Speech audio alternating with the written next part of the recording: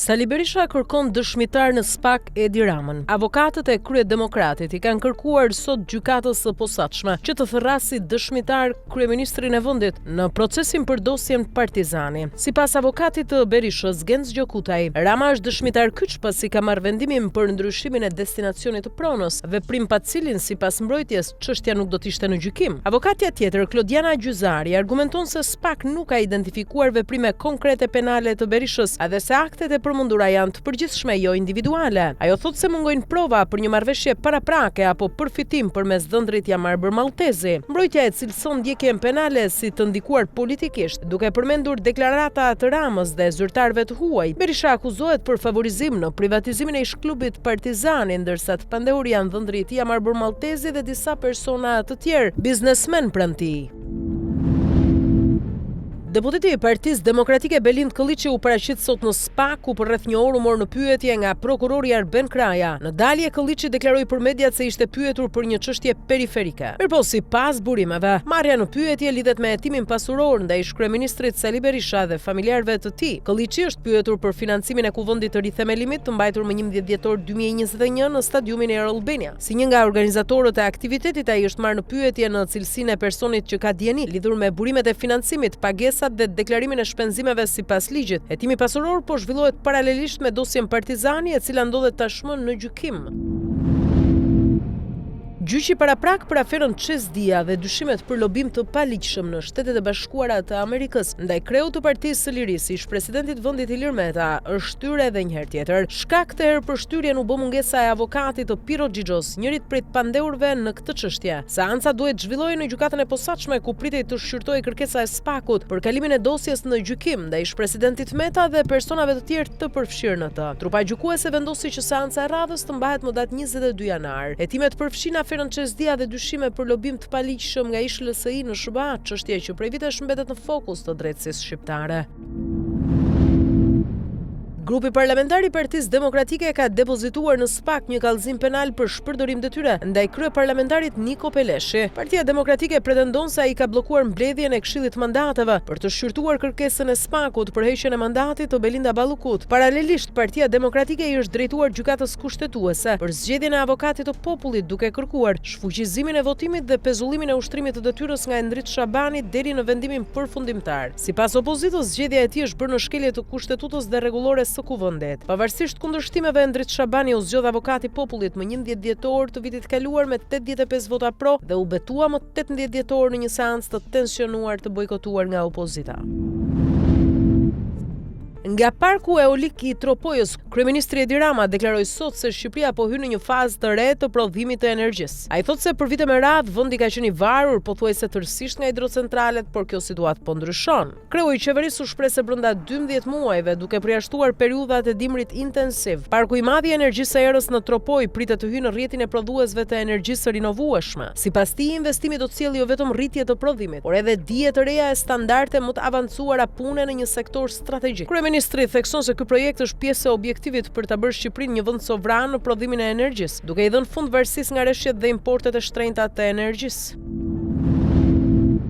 Kryedemokrati Sali Berisha e cilëson vitin 2026 si një moment historik për rrëzimin e regjimeve autoritare dhe mafioze, duke e quajtur vitin e zi për diktatorët dhe vitin e lirisë për kombet. Gjatë konferencës rutinë për mediat, Berisha akuzoi kryeministrin Rama dhe strukturat e qeverisjes për përvetësimin e projektit të kompanisë ndërkombëtare e PAM në Shqipëri të planifikuar si një park teknologjik në Durrës. Ai thotë se investimi i premtuar i Silicon Valley u shndërrua në një zonë virtuale ku vidhen qindra milion euro nga taksat e qytetarëve, duke krahasuar këtë aferë me skandalin e inceneratorit të Tiranës. Berisha thekson se lëvizjet globale kundër regjimeve autoritare tregojnë se ditët e tyre janë të numëruara, ndërsa për skandalin e Troplanës, sipas tij, askush nuk është pyetur ende për dëmin ekonomik. Për Durana Tech Park, që Berisha e cilëson parajsën fiskale në zemër të Shqipërisë, e që fillimisht është denoncuar nga pamfleti, në konferencën me gazetarët, Berisha u shpreh se Ermal Beqiri është kryemafiozi i IT-s, ndërsa parkun Durana e konsideron Troplana. Sipas Berishës, me lira kokonë në krye janë vjedhur miliona euro. Kryedemokrati thotë se ky skandal dëshmon edhe një herë shkallën më të lartë të inkriminimit të kreut të organizatës Edi Rama. Reforma në drejtësi mbetet një sfidë kyçe për integrimin e Shqipërisë në Bashkimin Evropian. Në një konferencë për media ditën e sotme, ambasadori i BE-s Silvio Gonzato theksoi se sistemi i drejtësisë vjen të përballet me mungesë të theksuar gjyqtarësh, prokurorësh dhe asistentësh ligjor. Sipas tij, ngarkesa e lartë e çështjeve dhe vendet bosh po dëmtojnë cilësinë dhe efikasitetin e vendimarrjes, ndaj kërkon masa urgjente për plotësimin e tyre dhe për afrimin me standardet e Bashkimit Evropian. Gonzato nënvizoi se një drejtësi funksionale është thelbësore edhe për garantimin e sigurisë ligjore për investitorët europianë në Shqipëri. Nga ana e tij, kreu i gjykatës së lartë Sokol Sadushi paralajmëroi se shpejtësia, parsyetim dhe koherencë rrezikon sigurinë juridike, duke theksuar se cilësia e drejtësisë matet mbi të gjitha me vendime të qarta, të arsyetuara dhe të parashikueshme. Prokuroria e Durrësit ka nisur më 8 janar hetimet për shkaqet reale të përmbytjeve masive në territorin e Bashkisë së Durrësit, që sollën dëme të mëdha ekonomike dhe humbjen e jetës së 54 vjeçarit Astrid Hysenaj, punëtor i ndërmarrjes komunale Plazh Durrës. Urdhri për hetim është dhënë nga drejtuesja e prokurorisë Suela Beluli. Hetimi përfshin kryebashkiaken Emiliana Sako dhe strukturat vartëse përgjegjëse për kanalizimet dhe menaxhimin e situatës së emergjencës. Sipas prokurorisë, ka dyshime për shpërdorim detyre, pasi Hysenaj dyshohet se u dërguai vetëm në terren pa pajisje sigurie në kundërshtim me protokollet. Familjarët kundërshtojnë deklarimet zyrtare se viktima ishte jashtë orarit punës dhe kërkojnë që ngjarja të njihet si humbje jete gjatë detyrës, duke paralajmëruar kallëzim penal ndaj kryebashkiakes për fshirje përgjegjësie dhe mashtrim. Një nën 33 vjeçare nga Durrësi e identifikuar si Blerina rrezikon kujdestarinë e 3 fëmijëve të saj të mitur, 5, 10 dhe 12 vjeç, pasi u gjetën brenda banesës në kushte as pak higjienike dhe 3 ditë pa ushqim. Rastin e denoncoi zhvierra e saj. Fëmijët nuk shkonin në shkollë prej një muaji për shkak të infektimit me zgjebe, gjë për cilën shkolla ishte në dieni. 33 vjeçaria ka deklaruar se kurrë nuk do t'i braktiste fëmijët dhe se denoncimi ndaj saj është një kurthi i zhvierrës, e cila sipas saj ka ndikuar edhe tek fëmijët për të folur keq për të. Ajo shpjegon se punon banakire dhe nuk ka të ardhurat mjaftueshme për të përballuar qiran dhe ushqimin, ndërsa ish burri paguan vetëm 180.000 lekë të vjetra në muaj për fëmijët. Blerina thekson po ashtu se djali i dytë vuan nga epilepsia dhe ka nevojë për kujdes të vazhdueshëm, duke u zotuar se nuk do t'i lërë kurrë fëmijët në jetimore. Mirëpo, drejtoria e shërbimit social pranë Bashkisë së Durrësit bën me dije se kanë vendosur që menjëherë t'u vihet në ndihmë atyre duke i dërguar urgjent në spital të 3 fëmijëve veshmbathje, të gjitha medikamentet për trajtimin e sëmundjes. Sipas këtij vendimi përfshihet po ashtu pastrimi dhe dezinfektimi i banesës, financimet të cilat i kanë marrë përsipër 2 shoqata. Ndërkohë, familja do të ndihmohet po ashtu që ta zhvendos regjistrimin nga vau i Idejës si banor të Durrësit. Duke u bërë banor të Durrësit, bashkia e këtij fundi do t'i regjistrojë në listën e atyre që do të strahohen në banesa sociale. Nëpërmjet zyrës së punës, nënës së 3 fëmijëve do t'i ofrohet sërish një punë dinjitoze në mënyrë që të mos punojë 16 orë sikundër pretendon, por 8 orë në mënyrë që të mirë rrisë fëmijët e saj. Nënës gjithashtu do t'i ofrohen kurse prindërimi në funksion të mirërritjes së fëmijëve. Nga ana e shërbimit social, çdo ditë do të kryhen kontrolle mbikëqyrje për mbarvajtjen e familjes. Në këto kushte, reja vjet në provë për të parë nëse është e aftë të mbajë kujdestarinë ndaj fëmijëve të saj apo jo.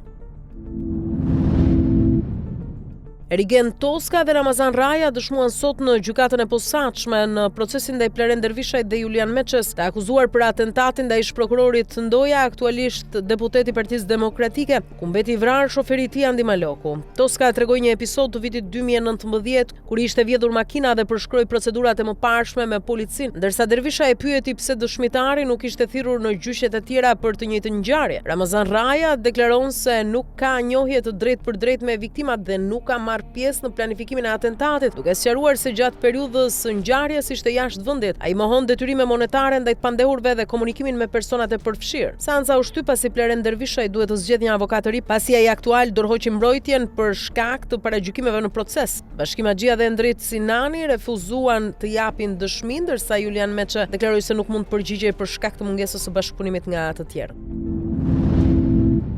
Ish nënkryetari i Lidhjes Demokratike të Kosovës Agim Veliu kërkon dorëheqjen e liderit të partisë Lumir Abdixhiku pas rezultateve të dobta në zgjedhjet e 28 dhjetorit 2025 në Kosovë, ku LDK doli e treta me rreth 13% të votave dhe 15 deputet. Veliu thekson se humbjet nuk mund të injorohen dhe bën thirrje për hapje të brendshme dhe demokraci funksionale në parti. Ai shton se dorëheqja nuk është dobësi, por një akt pjekurie politike dhe kërkon analizë të menjëhershme të shkaqeve të dështimit dhe nisjen e një procesi të ri zgjedhor që të rikthejë besimin e antarësisë dhe elektoratit.